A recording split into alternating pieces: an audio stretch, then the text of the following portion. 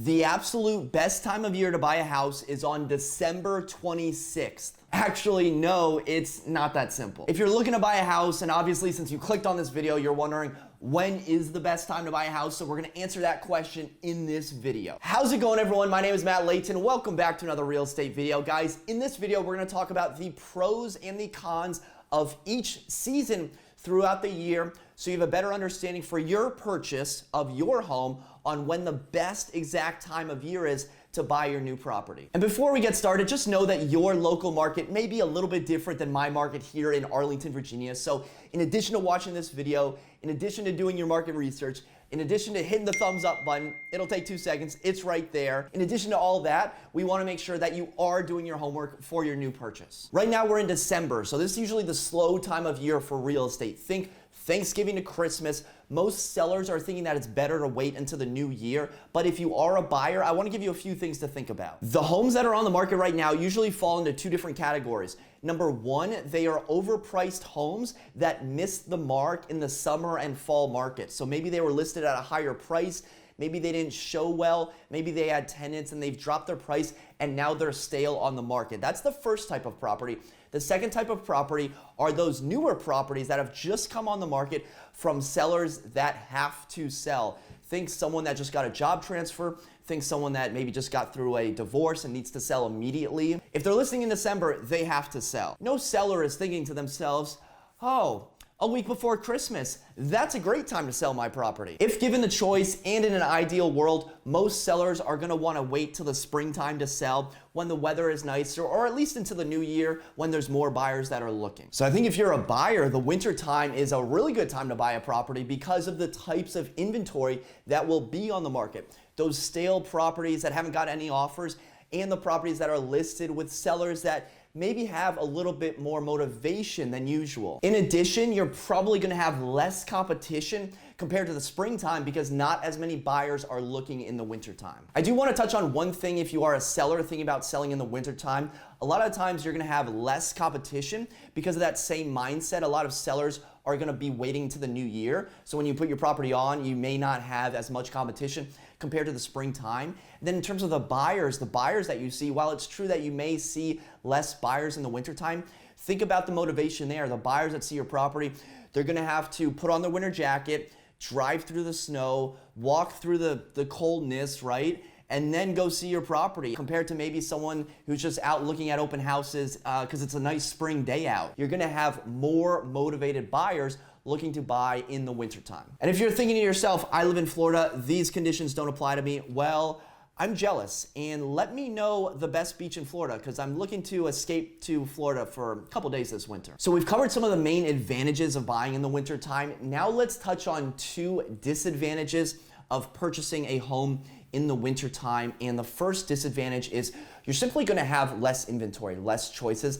Not that many homes are gonna be on the market compared to the springtime. And the second disadvantage is the best properties, the best houses, the best inventory may not be available. Maybe those stale properties or those properties where the seller has to move immediately, the best properties may not be available until the springtime. But if you are looking for a deal, looking to save some money, the wintertime could be a great time to purchase. Let's move on to the springtime now, and this is by far when the most properties come available, the most inventory comes available, and then the best properties come available, right guys? People have been waiting the entire year to list their home when the flowers are blooming. Now, it seems to me that the spring market just starts earlier and earlier. A couple years ago, it was the last week of February, then it was Valentine's Day, and then last year, mostly because of Amazon HQ2, the spring market literally started the last week of January. January 23rd, guys, is the spring market here? I can't believe I'm saying that. The spring market is here. Like predicted,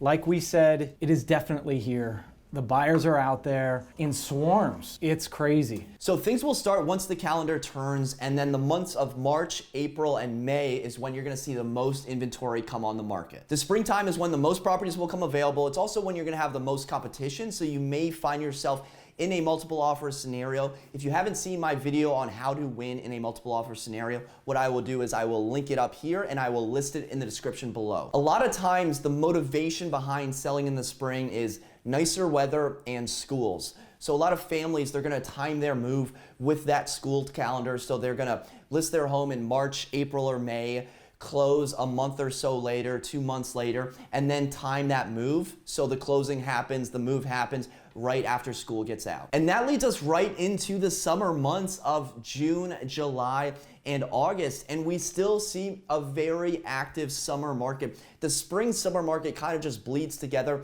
all in one. And a lot of it does have to do with schools. And you're gonna get a lot of inventory coming on the market in June and July. Everyone is trying to get situated before the end of August, whether it's for schools, usually schools, or job transfer. What we see are a lot of properties come on the market. And then once we hit late July into early August, that's when we start to see it slow down a little bit on the listing side. I'm here in Arlington, Virginia, right outside of Washington, D.C., and it seems like a lot of the workforce here, a lot of the families here, a lot of the people working here, they treat August as a vacation time, vacation month. So especially those last 2 weeks of August, a lot of people skip town, whether it's to visit family or just to leave DC because of the extreme humidity. But that slowdown is short-lived. It only lasts a couple weeks, and then that leads us right into Labor Day. And then right after Labor Day, basically the first week of September, we see another surge of properties. It's almost like a mini spring market. So if you're thinking, oh, I missed out on the spring market, I missed out on the summer market, I'm gonna have to wait until next year. Guys, there's gonna be a lot of good options in fall. Don't get disappointed because you missed out on one property like 6 months ago. You're still gonna have really solid inventory in September, October, and leading into November. Things do start to slow down again after October, maybe like the middle part of November, and then of course heading into that Thanksgiving week, things do start to slow down. I'm laughing because it was just Thanksgiving and I had my phone out and I was still getting notifications of people listing their properties a couple days before Thanksgiving, literally on Thanksgiving. I was like, wow, that's interesting. And then Thanksgiving weekend. So even though I'm saying, yeah, it's Thanksgiving, like only an idiot would list their house right now. Well, people are still listing their homes. And if you listed your house, then I wasn't talking about you, other idiot, not you specifically, someone else. Ultimately, guys, the best time of year to buy a house is when you are ready. And if you've watched any of my videos in the past, you knew that that line was coming, because when you're working with a real estate agent, they're gonna tell you that the best time of year to buy a house is right now.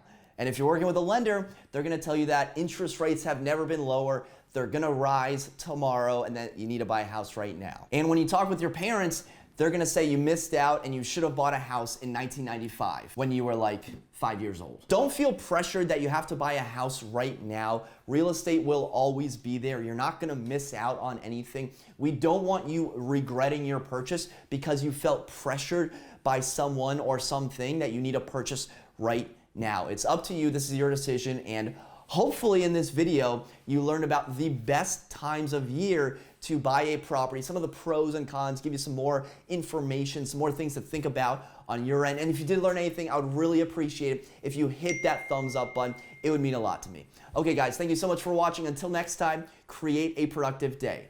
Take care.